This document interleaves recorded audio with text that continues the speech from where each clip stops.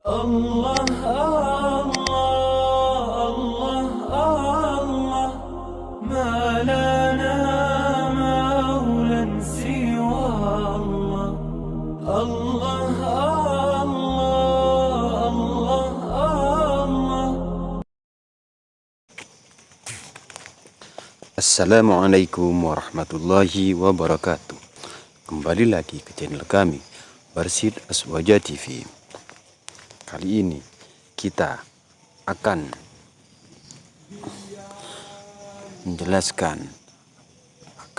mengenalkan salah satu biografi ulama Aswaja, ulama ahlu sunnah wal jamaah dari Jawa Timur, Syekh Abdul Fadl As-Senuri At-Tubani. Senuri, salah satu kota kecamatan di Kabupaten Tuban, Jawa Timur. Namanya harum seharum nama ulama, guru para ulama Indonesia, Kiai Haji Abdul Fadl As-Senuri At-Tubani.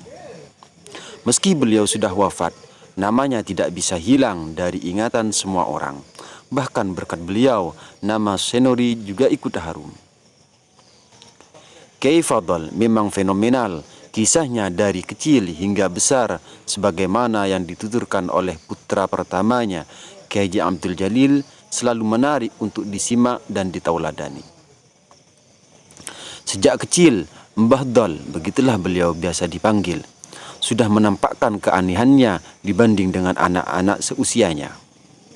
Nakalnya luar biasa, tapi kecerdasan dan keberaniannya juga di atas rata-rata. Setiap ada tamu yang sowan pada abahnya, Ki Abdul Syakur, wedang yang disuguhkan pada tamu tersebut pasti akan dicicipi terlebih dahulu.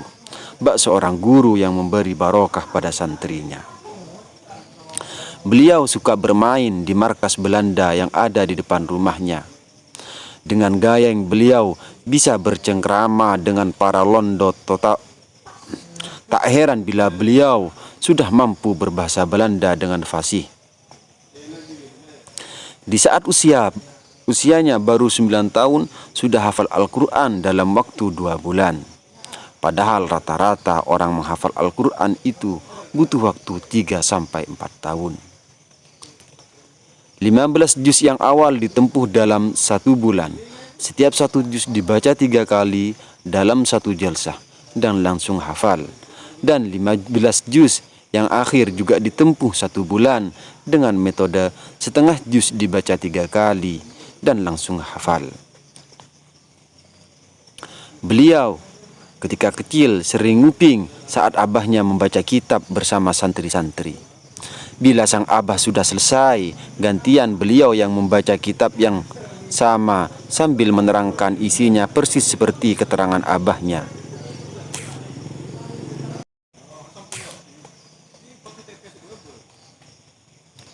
Beliau mengaji hanya kepada abahnya Kiai Abdul Syakur dan kepada Hadratus Syekh Hasim Asy'ari Tebuireng, Jombang. Itu pun hanya ditempuh selama 7 bulan. Pada saat khatam ngaji Jurmiyah, beliau bisa baca kitab Takrib dan Fathul Mu'in. Sewaktu khatam Kaprawi, beliau bisa baca Fathul Wahhab. Dan ketika khatam Alfiyah, di saat usianya baru 11 tahun, beliau sudah bisa mengajar sekaligus menulis kitab. Ketika khatam Uqudul Juman, gaya dan tata bahasa karangan beliau menjadi penuh warna dan bernilai sastra tinggi. Metode yang digunakan dalam mengajar santri-santrinya adalah sorogan dengan 1 judul kitab sampai khatam. Baru setelah itu ganti kitab lain. Hal ini bertujuan agar benar-benar bisa difaham dan meresap dalam dada. Menurut beliau, al-ilmu fir ra'si la fil karasi. Ilmu itu ada di kepala, bukan di lampiran kitab. Kediaman Syekh Fadl, konon di rumah ini Kiai Fakih Langitan, Kiai Hasyim Muzadi, dan kiai-kiai semasanya mengaji pada Syekh Fadl. Bila jam menunjukkan pukul 1 malam, beliau bangun untuk melakukan qiyamul lail sampai pagi. Malam-malam yang sepi dan sunyi itu diisi dengan zikir pada Sang Khalik. Sayup-sayup terdengar lantunan zikir dan bacaan Al-Quran dari kamar pribadinya. Ketika menjelang subuh, zikir itu ditutup dengan bacaan Hizib Sayfi Muni, Hizib Nasor, dan Hizib Bahar. Dalam sebulan, beliau bisa hatam Al-Quran sebanyak 60 kali. Sedangkan dalam menambah keilmuan, setiap 10 hari bisa hatam satu kitab besar.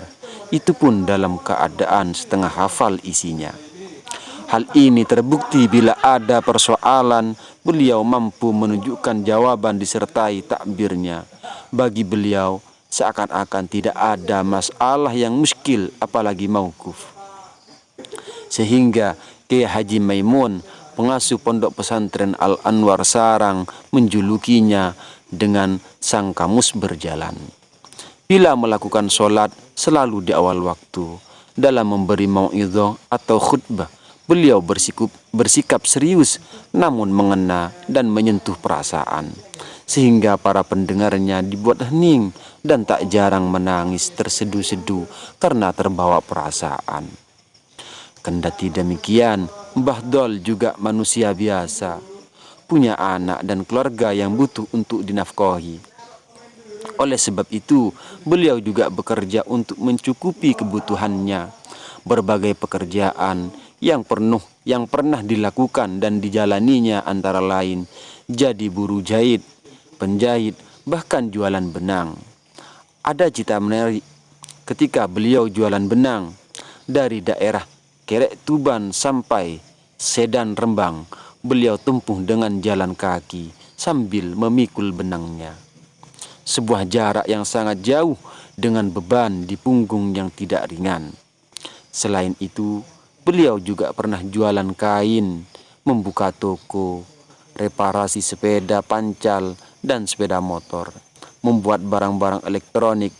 Meski beliau tidak pernah belajar elektro sama sekali, beliau juga pernah menjadi bos becak, mendirikan pabrik rokok, dan lain sebagainya. Yang mengherankan, setiap usahanya berkembang pesat. Seketika itu juga dihentikan dan ganti pekerjaan lain yang dimulai dari nol lagi.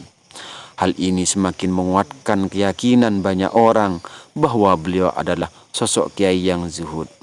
Tujuannya bekerja hanyalah ibadah dan sekedar menuruti perintah Allah Subhanahu wa Ta'ala semata, bukan untuk mencari harta. Dengan memulai dari nol lagi, tentu banyak kesulitan yang dihadapi. Semakin banyak kesulitan, kian banyak pahala yang akan didapat. Al-ajru ala qadri ta'ab, pahala tergantung dari nilai kepayahannya. Jadi menurut beliau, segala sesuatu mesti diniati ibadah. Bahkan sampai dalam memberi nafkah, istrinya pun tidak lepas dari dimensi ibadah. Beliau dalam memberi nafkah harian pada istrinya tidak memberikannya sekaligus sehari, tapi nafkah pagi diberikan pada waktu pagi, nafkah siang diberikan di siang hari, dan nafkah sore diberikan sore hari.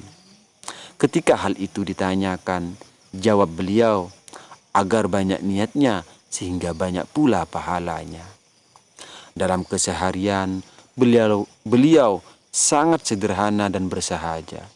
Saking sederhananya, ketika takziah saat wafatnya Kiai Haji Zubair, ayahanda dari Mbah Maimun Zubair Sarang, beliau sempat dicueki atau tidak dihormati oleh orang karena songkok hitam yang dipakai tidak lagi hitam, tapi telah berubah warna menjadi merah.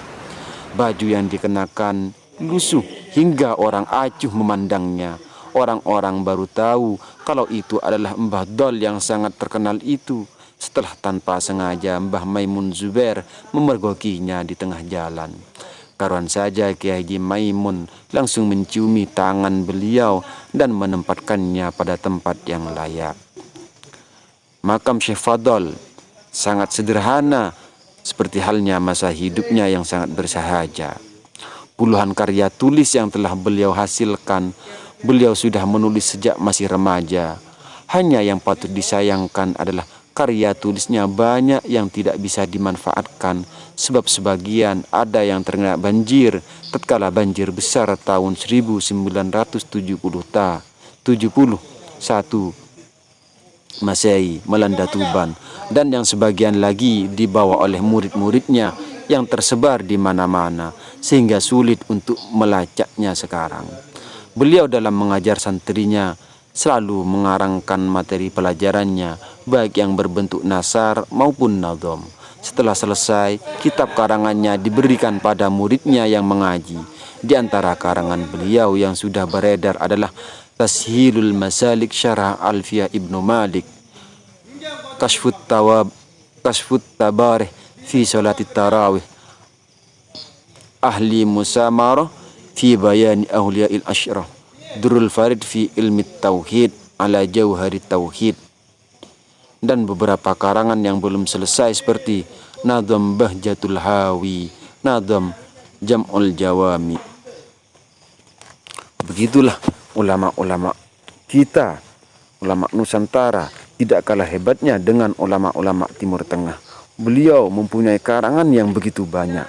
Semoga kita mendapatkan manfaat dan barokah dari beliau-beliau. Assalamualaikum warahmatullahi wabarakatuh.